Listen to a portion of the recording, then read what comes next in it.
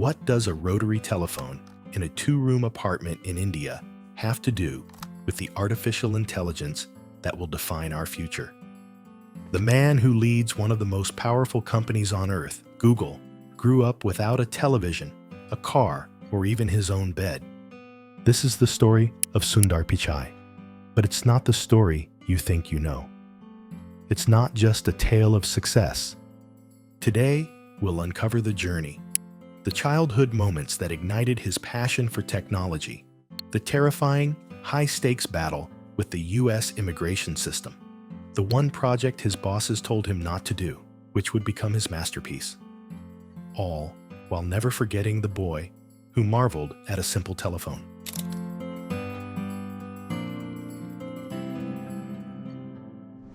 Born in 1972 in Madurai, India, Sundar Pichai's world was humble. The family of four lived in a cramped two-room apartment, which meant Sundar and his younger brother had no bedroom. They simply slept on the floor of the living room. Privacy, like a quiet place to study, was a luxury they couldn't afford. While his peers might have been watching cartoons, the family didn't own a television. Instead, Pichai became a dedicated bookworm, so focused on his studies that he was known to read a book even while standing on the crowded city bus to school. His father, an electrical engineer, instilled in him a deep curiosity about how things worked and showed him the value of patience.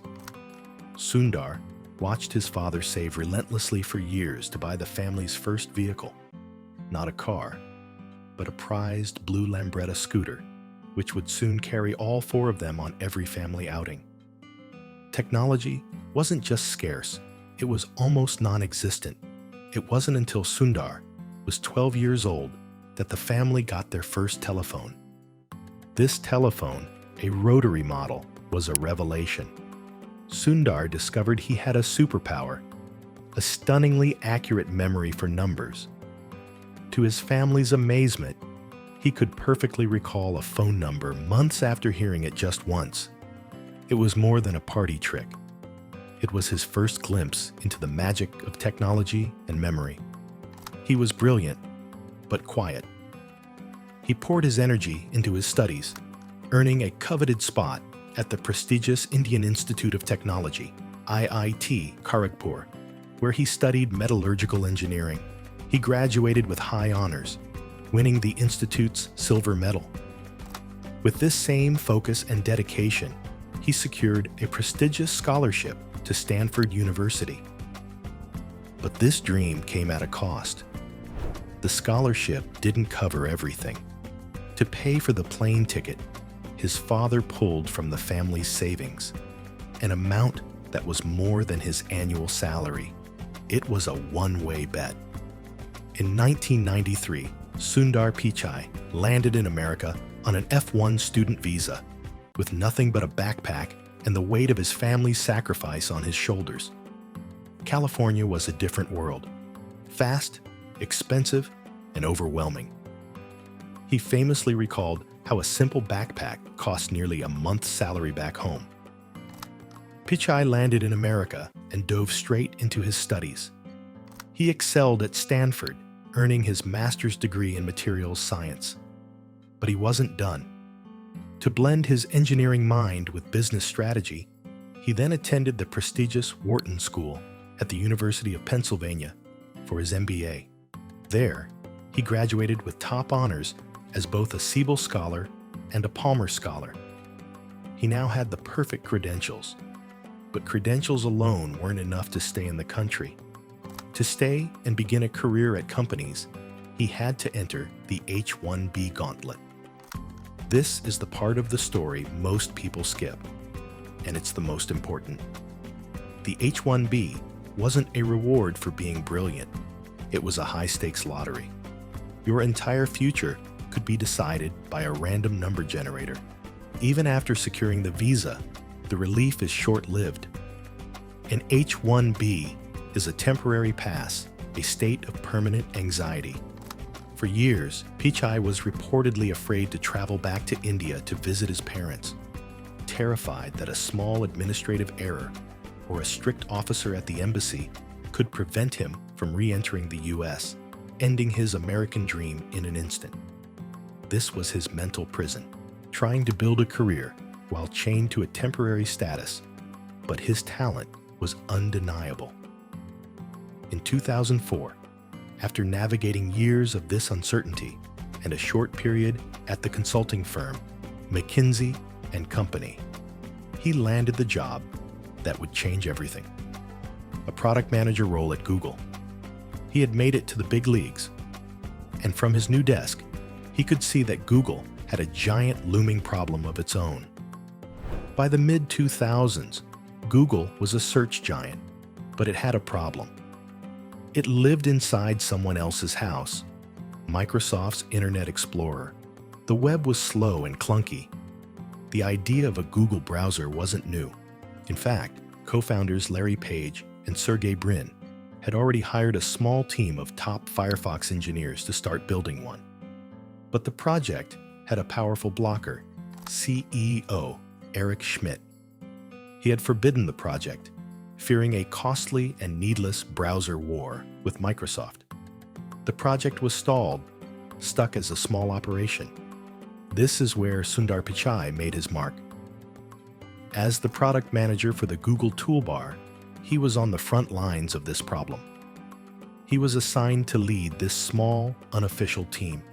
He immediately saw its massive potential and became its indispensable internal champion. He fought for the idea, building the strategic case for why Google's survival depended on it. He had to navigate the complex internal politics, all while building a product his own CEO was against. This wasn't just office politics, it was a huge career gamble. Championing a forbidden project, this directly could have easily gotten him sidelined, or worse. But Pichai believed in the mission. When he finally presented the prototype they'd built, a browser that was faster, simpler, and more secure than anything on the market, they were stunned. Schmidt's objections vanished. In 2008, Google Chrome was released. Chrome was his turning point. It proved his defining quality: quiet, relentless vision. His rise from there was meteoric. He was given responsibility for Gmail, then Google Apps. Then, in 2013, he was put in charge of Android, the world's largest mobile operating system. The quiet immigrant who once feared being sent home was now the most trusted leader in the company. In 2015, when Google restructured into Alphabet, co-founder Larry Page chose Sundar Pichai as the new CEO of Google. His steady leadership proved so indispensable that in 2019, he was also named CEO of the parent company Alphabet, taking full control of the entire organization. And as CEO, he didn't just manage the present, he aimed for the future.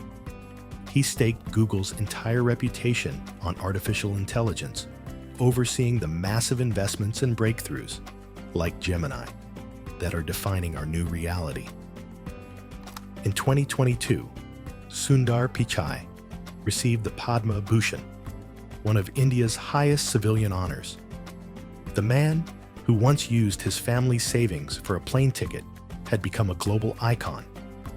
His long immigration journey, which began on an F1 student visa, transitioned to the anxiety of an H-1B temporary worker visa, and culminated in his green card, was finally completed when he became a naturalized U.S. citizen.